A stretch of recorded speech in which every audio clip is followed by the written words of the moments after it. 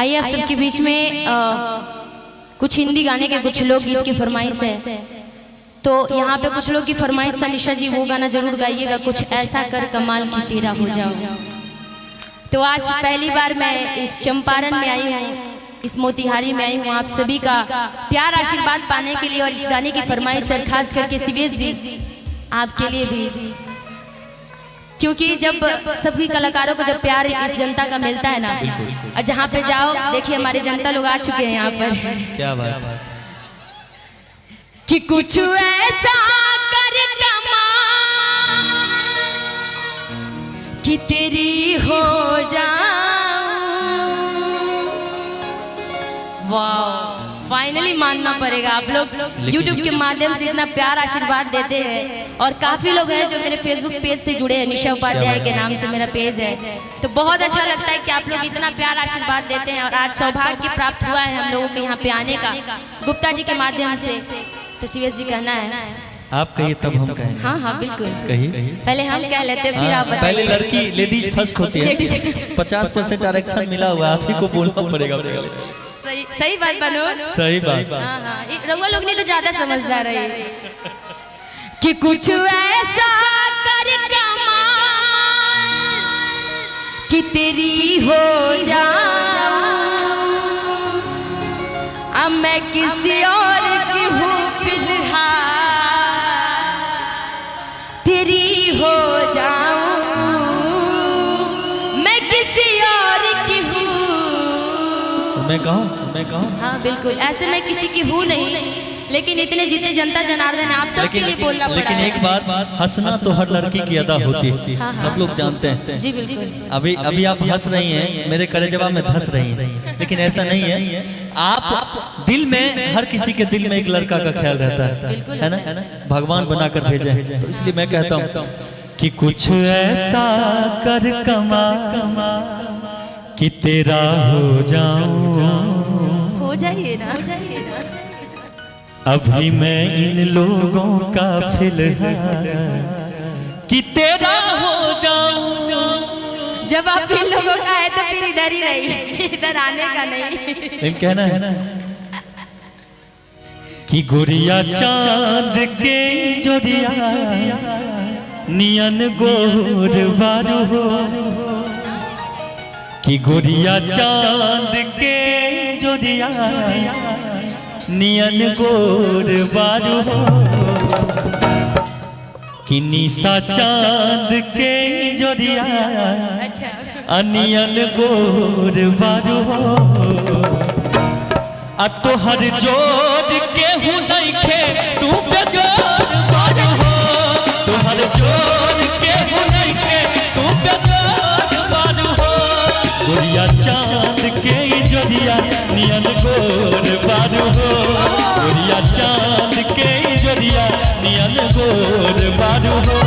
तो हर जोड़ के हूँ नहीं खे तू बेजोड़ बारू हो, तो हर जोड़ के हूँ नहीं खे तू बेजोड़। हेलो, बहुत बहुत धन्यवाद, आपने तारीफ किया मेरा। अब तारीफ किए तो तारीफ तो करना ही पड़ेगा। आप क्या दीजिए कि हमरे खातिर तुहरा के आ दुनिया में भेजवले बारे है। मर जाएंगे। आपने इतनी सा तारीफ किया मेरा, है ना जी, इतनी सा, मात्र इतनी सा तारीफ किया। लेकिन मैं आपका देखिए कितना ज्यादा तारीफ कर रही हूँ। आप ऐसा नहीं बोले कि इतना सा किया, बहुत ज्यादा किया है।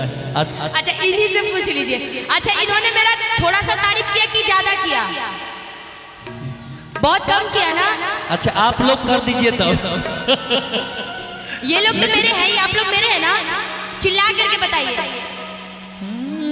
हम तुम्हारे, झूठ बोल रहे हैं। पहले हमारा सुन लीजिए, आपने तारीफ की इसीलिए आपको बोल देती हूँ, क्योंकि बराबरी का होना चाहिए। आपने भले मेरा तारीफ इतनी सा किया, लेकिन मैं आपका ज्यादा करूंगी, क्योंकि ऐसे भी मेरा नाम निशा है ना। कि हमरे खातिर तुहरा के आ दुनिया में भेजवले बारे है। आ भगवान आ बड़ी फुर हाथ से आपको नहीं इन सब के बनौले बारे। लेकिन एक बात कि झूठ इधर से ताला देखिए ना, आपको बोली होगी इनको नहीं, इनको तो इन लोग कितना छताली एगो बाबा उधर से देखिए, आपको पूरा देख रहे हैं। एक बात जानते हैं, बाबा के लिए एक बात बोलना चाहता हूं मैं कि बुजुर्गों में भी इश्क का सिलसिला होता है। बिल्कुल बुजुर्गों में भी इश्क का सिलसिला होता है, और आम तब तक मजा नहीं देता जब तक पिला नहीं होता है। देख लीजिए हमारे बाबा को, देख लीजिए उनके लिए उम्र बचपन की जवानी बचपन की होती है, उम्र बचपन की जवानी बचपन की। लेकिन एक बात और निशा जी मैं बोलना चाहूंगा, बोलिए ना। आपने चाचा जी आपको ऐसे ऐसे करके देख रहे थे, तब से हम खाली उंगली को देख रहे हैं। एक बात और, जो जवान नहीं देखते वो बुजुर्ग देख लेते हैं, जो जवान नहीं देखते वो बुजुर्ग देख लेते हैं। उम्र के हर मोड़ पर अपनी गाड़ी ब्रेक लेते हैं। जो जवान नहीं देखते वो बुजुर्ग देख लेते हैं, उम्र के हर मोड़ पर अपनी गाड़ी ब्रेक लेते हैं, और जरूरत पड़ने पर दूसरे के तवे पर अपनी रोटी सेक लेते हैं। इसलिए बुजुर्ग को बुजुर्ग मत समझिए। नहीं ऐसे मत बोलिए। इसीलिए इनके लिए जानते क्या करना है, बाबा के लिए भी एक बेर, आपके लिए तो कि बुढ़वा मलाई खा ले बुढ़िया खा ले पे पसी। बुरा मत मानिएगा बाबा, बस इंटरटेनमेंट के लिए। बस ऐसे भी अभी न बुढ़वा हो गई, एक समय हो के रहो हमनी सनिए रोकम ना। अरे एक समय का जोड़ा समय होगा। सब कोई के चेंज होखेला। जब दादी फरमाइश करत हुई नो कि कोको कोला जाई ना लेकर के, तो वो लेके आते हो कि बुढ़वा मलाई खा ले बुढ़िया खा ले पे पसी, बुढ़िया मलाई खा ले बुढ़िया खा ले पे पसी। उहो से काम ना पतोहिया पिए पे पसी, उहो से काम ना पतोहिया पिए पे पसी। बुढ़वा मलाई खा ले बुढ़िया खा ले ला पसी।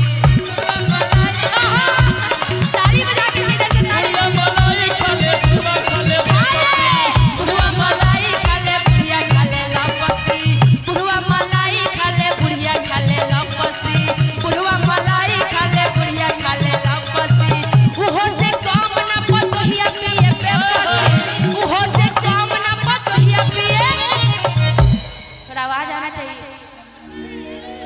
पेप्सी जानते हैं ना, पीते हैं ना आप लोग, पक्का नो कि बुढ़वा मलाई खा ले बुढ़िया खा ले ला पसी, बुढ़वा मलाई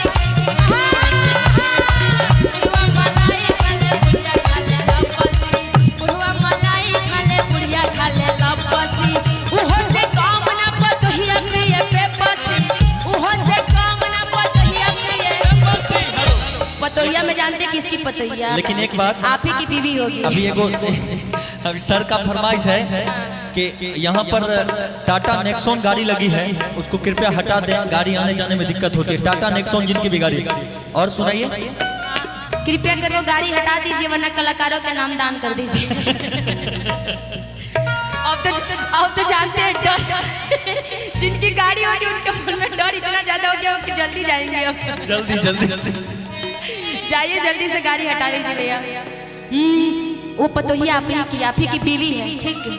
कि बुढ़वा मलाई खा ले बुढ़िया खा ले ला पसी, बुढ़वा मलाई खा ले बुढ़िया खा ले ला पसी, बुढ़वा मलाई खा ले बुढ़िया खा ले ला पसी।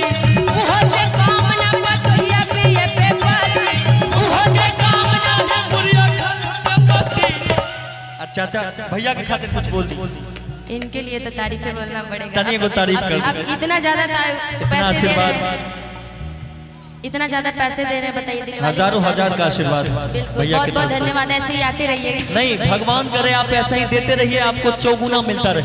लेकिन और जिनको ही विश्वास नहीं है, आप देखिए, आज अगर 1000 दीजिएगा तो भगवान कल आपको 2000 देगा, और नहीं विश्वास है तो देख लीजिए, कल मिल जाएगा। नहीं हंसने की बात नहीं है भैया, ये हकीकत है। कलाकार को देने के बाद मिलता है, क्योंकि कलाकार ही एक ऐसा चीज होता है, ऐसा इंसान होता है कि जब भी आपके घर में इंटरटेनमेंट की बात आएगी, खुशी की बात आएगी, तभी आप कलाकारों को याद करिए। लेकिन एक बात और है, और कलाकार ही एक ऐसी चीज है, ऐसा इंसान है कि हमेशा चाहता है कि मेरा जहाँ भी कार्यक्रम हो ना, उसके घर पे कुछ ऐसी खुशी वाली चीज हो जहाँ पे मेरा कार्यक्रम हो, चाहे शादी हो, चाहे भी मतलब शादी ब्याह हो, छठियार हो, चाहे छठियार हो, मरैया हो, चाहे आज जैसे जनेऊ में आए हुए हैं, जन्मदिन हो, मतलब कोई भी चीज खुशी का चीज, एक इकलौता कलाकार ही होता है जो आपकी खुशी